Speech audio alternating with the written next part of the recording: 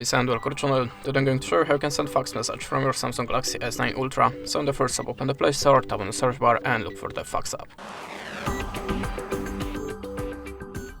I'm always using the EasyFax, so you can open it.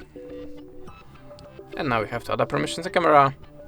And to the file. So remember, there you have a banner with your free credits to send a message for the free. Okay, allow the permission and click on the plus, then choose the...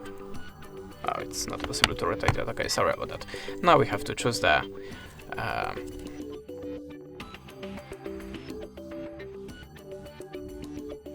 never mind. We have to choose the source of the document and the picture or the document that you want to send. Select it and choose import.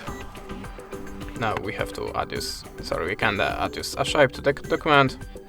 And if you're ready, click arrow icon. Now choose the folder for the photo and click OK. Then type the number in this place, choose the country from the list, and to send message, just click on this button. And that's it. Thanks for watching, leave us a like or a comment, and goodbye.